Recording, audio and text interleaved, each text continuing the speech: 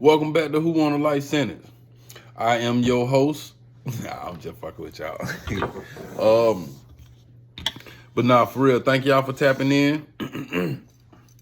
Go on, hit the like button, share, subscribe, get your boy in the algorithm. I'm gonna put the cash app. I'm gonna put the cash app up. You know what to do with it. If not, just enjoy the story with your ugly ass. You know I love to spend time with y'all. I can't wait to get on here and kick it with y'all. So I really want to just show my appreciation. I know sometimes y'all might feel like it been a little while, but I just can't. Like a lot of times, I be thinking about this stuff because I ain't gonna lie, y'all be having me a little nervous, man. I don't want to let y'all down. You know what I mean? I don't want to get on here and just spit out any old thing. You know what I mean? Y'all mean something to me. And then my boy out there working on the mail truck, you know what I mean? He said I be helping him through his day and stuff like that. It be getting to me. So I be really trying to put it together for y'all. So today, I'm gonna do the video, and then it's my plan to go live tonight.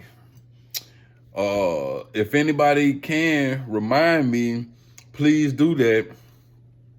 I was supposed to go live last Sunday and completely forgot, so forgive me for that. But it's my plan to go live tonight. So today we talking about snakes.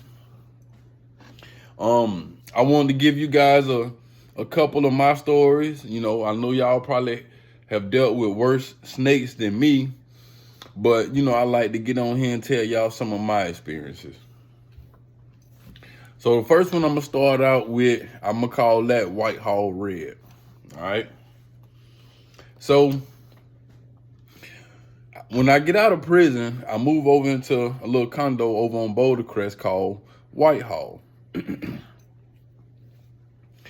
It's a little hole in the wall joint. It's run down, right? They condos, but it's a straight trap. It's one way in, one way out. They be having a lot going on over there, but I stayed over there for a while. It was like one of those places, one of those desperate situations where you ain't got nowhere else to go. If you have some money and you got some options, then Whitehall won't be the place that you choose to take your family to. So when I get over to Whitehall, it's a couple of hustlers over there. We got Lil C over there and we got Red over there. I want to say I'm recognizing them as hustlers because, they were doing their thing. Lil C was living with his baby mama, and his baby mama owned the condo that they were in. So I ain't see that as no hell of a hustling because, he ain't got to pay no rent. And Red next door, his mom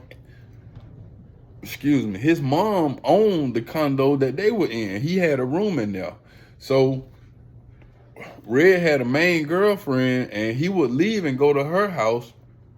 But a lot of times I know that he would come home and sleep at his mom's house. He still had a room. So I know that was his main spot. Anytime if he could leave anytime, he could get kicked out, with his girl, or he didn't have to fully obligate or make things work because he had a home base. You know what I mean? He had a room at his mom's house. So, again, they were hustlers, but to me, it was different because, I ain't have no safety net. I'm behind a month in rent.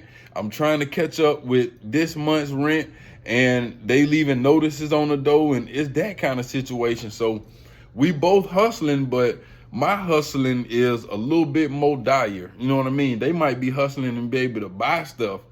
I'm hustling to make sure we can still live here tomorrow. But Red was fire. Red could get in that kitchen, man. Red get in that kitchen and make some money. If you know, you know.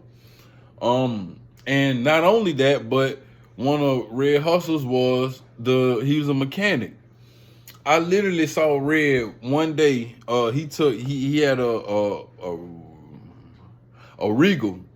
He took the transmission out the Regal, replaced it, put another one in, drove it around for about a little while, came back, said he didn't like the way it was driving, took that one out, put a different one in, drove that one for a little while, came back. he literally, I saw him change the transmission in this one car 3 times in one day. Drove the car to the club that same night. I swear. He had tools, but he didn't have no, like, he had jack stands and tools. He didn't have no machines to lift the car up. No help. He did it by himself. So this the kind of stuff that Red would do. He would have motors and transmissions lined up on the back of his mom's porch. That was his hustle. So for the most part, I like Red. Light-skinned dude. He was a hustler. You know, we were calling each other bruh. You know what I mean? That's how we addressed each other, bruh. We had, in my eyes, we had kind of got close. You know, as close as you could be. Now, one thing, sidebar real quick. One thing that I've learned from moving into these hoods as an adult, like Lilo Valley and Thomasville and Whitehall and all these rundown ass places, there are people who've been there for 20 and 30 years, and they have like a loyalty to each other, and they gonna always look at you as the outsider, or at least that's how they did me. Even though it may not look like this in, you know, as on a day-to-day basis, in the grand scheme of things, if you get to dealing with people and, you know, interacting with the whole people, because I got to interacting because, you know, I was selling a little weed or whatever, you're going to be looked at as the outsider. So now I go back. Me and bruh get kind of tight. We calling each other bruh. We got a routine to where every morning I get up, I go in the back, I roll up a blunt, bruh be done roll up a blunt. I go walk over to his back porch. It was about 4 porches over. I walk over to his back porch, and we sit down and play by anywhere from 2 to 3 games of chess. Most of the time I would win, but, you know, every now and then he would sneak and win one. So we just be sitting there. By the time we done smoked both of them blunts, you know, we done had enough for the day. So for at least 6 months straight, I'm spending all my mornings with bruh. It's to the point where if I wake up in the morning and bruh done spent the night at, you know, his girl house who ain't in Whitehall, I'm damn near like, it damn near upset my morning. You know, I'm calling him like, damn, bro, where you at? Where you at? You know, I'm knocking at the door. He ain't out there. Bro, where you at? You ain't at the house? Nah, I ain't there, bro. Damn. You know what I mean? It kind of upset my morning. So me and bro kind of close. Now, again, you know, bro know what I do. He know all the dirt that I do. He hustling, so a lot of times I'm buying stuff from him. A lot of times I'm selling stuff to him. Bro mess around, and for some reason he had like an infatuation with the really, really heavy women. I'm not just talking about, you know, large women. I'm talking about he wanted the humongous women. Like he had about 3 or 4 baby mamas. All of them were like really, really huge. But then he had 2 daughters by a normal girl. You know what I mean? She wasn't, when I say normal, she was like slim petite, real cute, real pretty. I've never seen her be disrespectful. She was a real nice girl, you know, and almost to the point where I would like be asking myself, dang, I wonder what, you know what I mean? I wonder, you know, I would be feeling bad for her because I know what kind of guy Red is. Red is the kind of guy that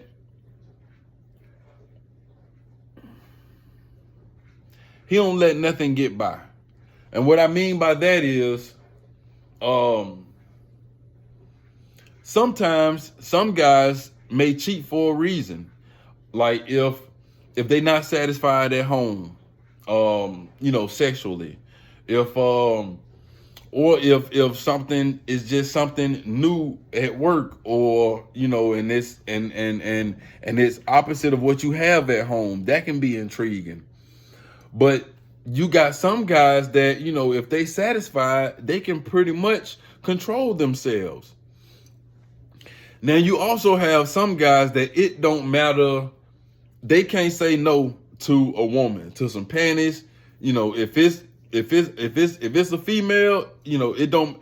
They could just got finished with their woman.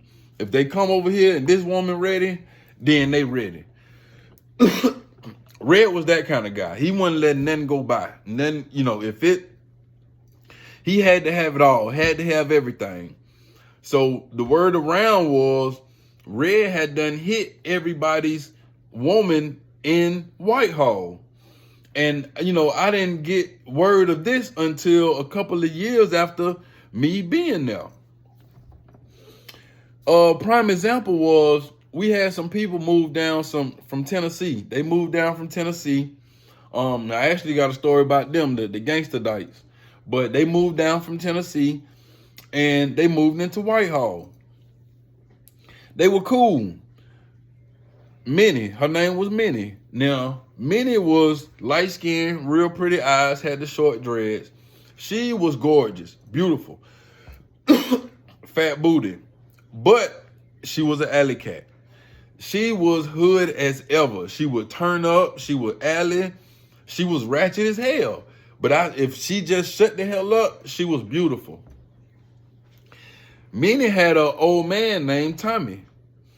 Tommy was cool. Tommy worked right up at the Kroger warehouse right up the street. And you know, Tommy come get trees from me every day. If Tommy come to get some trees from me and I ain't got none, I send Tommy to Red. You know, or you know, Tommy had his own relationship with Red. You know, in Whitehall, they had a basketball goal set up out there. We go out there and be playing basketball. Red might be out there. Tommy always out there playing basketball. If we out there smoking, standing around in a circle, Tommy would be there. You know what I mean? Tommy, he was just a cool dude. And he was down the ride. He was from Memphis. He was down the ride with his folks. But outside of, you know, Tommy was a cool guy. And I remember just on a random day, we come outside, we out there chilling, and Red came up to me and was like, I hit Minnie last night. And when he said it to me, it kind of hit me sideways, because I remember that when as a matter of fact, had just left from the truck. We were standing at Red's truck, and Tommy had just walked off to go do something else. And when he walked off, that's when Red told me, I hit Minnie last night. And it shocked me so bad, because first of all, I'm thinking, you know, this dude just left. So to me, I'm feeling like, dang, how this man was just standing at the truck and you were busting his, you know, the kind of guy that I am, you know, my conscience won't let me do that. I'm finna be nervous. I got to make a reason to get up out of there. I can't piss in your face and then just stand there and play you like that. I'm just not built that tough. I'm sorry.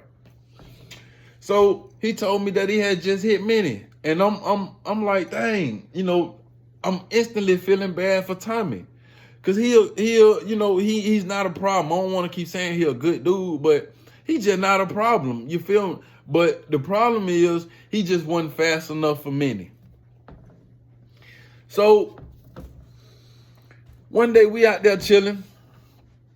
And it's this other tall guy come around. I don't even remember his name. Now, he had long-standing relationships in Whitehall also. He been a guy, he was one of the originals, and he had moved on. So I remember one day we was out there talking. Like I said, I can't remember his name, and he was like, after he left, Red tell me, he like, yeah, man, he like, when I went to jail, he like, bro, hit my baby mama. So he just tell me this out the blue. And I look at him like, damn, for real? And he was like, yeah. And the part that was surprising to me is, like I said, bro walked up, everybody slapped fives, kept passing blunts. We drunk, we did what we did. It was all good. Then bro left. So that's the part that was surprising to me, because I'm like, How a nigga that hit your baby mama when you went to jail, how is it this cool? But anyway, I'm surprised. I'm like, damn, he like, you and y'all good? And he was like, yeah, man, let me tell you something. When it come to these girls, man, he like, they gonna do what they want to do anyway. So, when a nigga get to my girl, he like, I congratulate. He was like, man, I came home. When I found out, I shook his hand and I took him to dinner. So I'm standing there looking at Red like, I don't really just think we shooting some shit. And we really is. We high, we drunk. He like, I'm thinking like, I'm trying to figure out what kind of ghetto Gundy this nigga is, right? But I can't really put it together. So I'm like, okay, I dig that. I feel that. So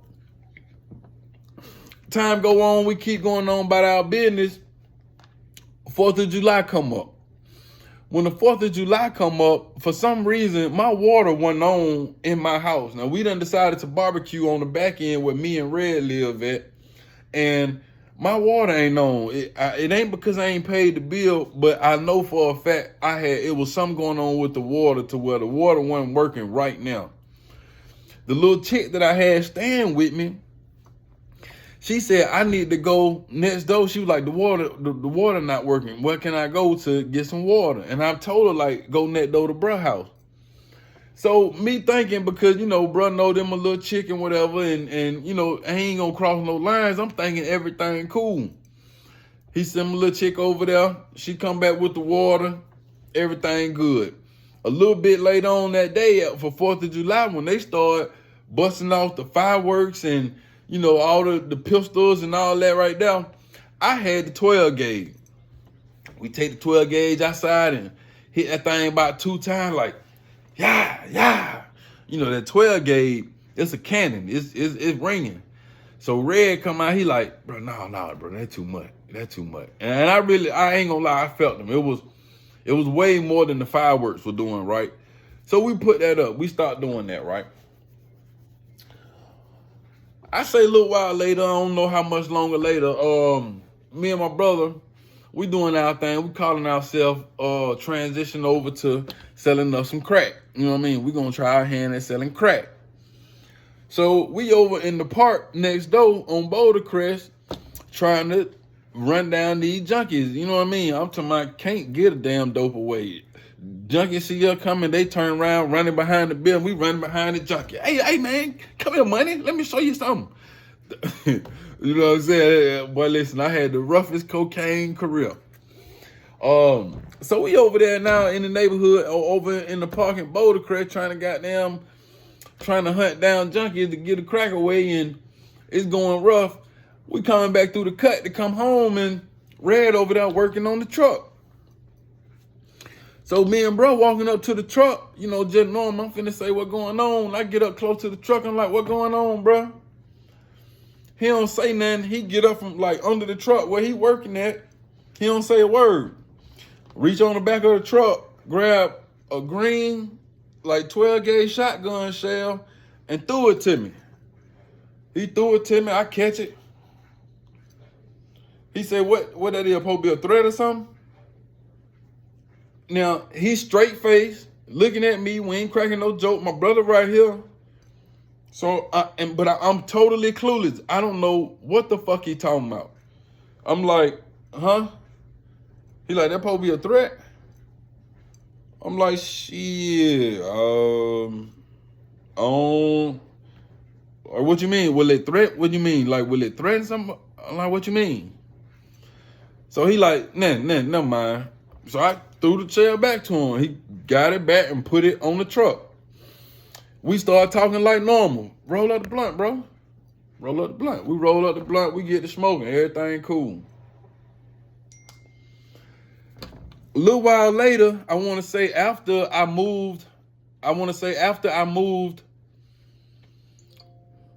Well, let me not go there. So let me not go there. I remember one day I'm coming home from work, because I also worked at the supermarket across the street when it was super low. Yeah, I was a produce manager, had a 9 to 5.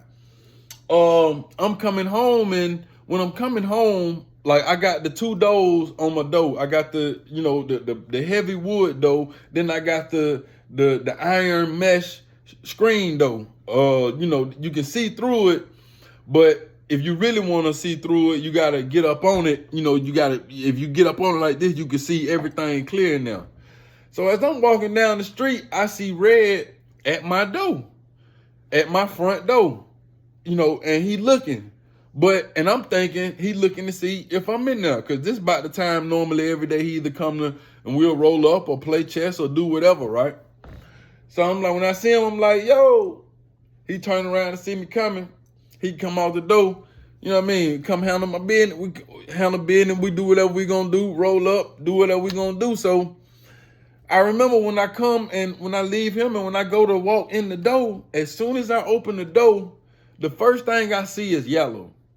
And it's pissing me off because, like, directly ahead, it's my little chick that I'm dealing with, and she got a skirt on, and she got on yellow panties under the skirt. And that's you can't miss it. So now the first thing I'm thinking is, dang, this is why this nigga standing at my door. You know what I'm saying? And she don't know. She don't know that I done seen the panties. She don't know that he can see the panties from where he was standing. So I come in and I'm kind of like, dang, man, what you doing? You go put on something, you know what I mean? Cover yourself up. So she, and dip. Cool. We don't make no big deal out of that. Like I was about to say a little while later, like I was about to say a while ago, a little while later, we end up moving and me and the chick have an argument. We get into an argument, and you know how girls is. They want to start, you know, using everything against you and trying to hurt you and everything. And she get to telling me how my friends ain't my friends, and, you know, niggas want to do this and niggas want to do that. And I'm like, what you mean? Who you talking about? You know, who, you know, you think you so smart and you think you but you don't know this and you don't know that. What you talking about? She like, yeah, the day that we were having the barbecue in the back, you told me to go and get the water from over Red House. He walked up behind me and grabbed my hips and said, let me squeeze that thing. And he was putting his, you know, private part against my back part, my backside. So I'm like, damn. And the crazy part about it is, you know, even in the argument, I believe her. I believe because this ain't the type of shit that you make up. I'm like, yeah. I'm like, so why you ain't tell me then? And she was like, man, because I know if I'd have told you then, you know, we had them guns out there. I know how you are. Like, there's nothing that I could say to stop you or to calm you down or whatever. So I was really trying to look out for you. But the whole time I'm thinking, man, this dude, like, I've been in his house. He been in my house every day. Every day. I mean, and if I knew that, you know, he was basically for the most part snaking me, plotting on me. You see what I'm saying? And I was missing about the shell is when she went to get the water and he did what he did, he figured that she told me that, hey man, Red tried me, and he figured that the next time I saw him, you know, I was gonna confront him. So, like, he thinking that I done put the shotgun shells, because he know I got the gauge. He thinking I done put them green shotgun shells. But all I've ever had was the red shotgun shells. That's all I know to get. I don't know nothing else. He thinking I done put the shotgun shells in his truck as a message for messing with my girl. And I'm completely clueless. I don't know nothing about it, because she ain't told me nothing. So in all actuality, I don't know how many times he tried her, how many times, you know what I mean? I really don't know the whole truth. And the whole time, you know, I was living under the snakes. Under the snakes. The bad part about it is, like I said, one of them times Red had a probation violation. And his baby mama, that was like the one that I liked, she was real proper, real cute. You know, she used to smoke. And I knew she was smoking, and she used to get her weed from Red. So when I would see her, Man, I done gave her weed. We're gonna say, just to be realistic, we're gonna say at least 4 times. You know what I mean? But it's probably more than that. I would just give her weed, never charge her. Then I roll up, I smoke with her, but I ain't want it to be too inappropriate. So, if I roll up and smoke, I might hit it, pass it to her. By the time she pass it back, I hit it again and let her have it. Then I go back to my way because I ain't want to be spending too much time. And we at his mom's house. You know what I mean? So I would be real respectful about, how I dealt with this girl that I know he cared about. And at the same time, man, he was waiting to put the dick on mine. But it's all good. It's all good. That was a lesson learned. Now, that's just one of the snakes I had to deal with.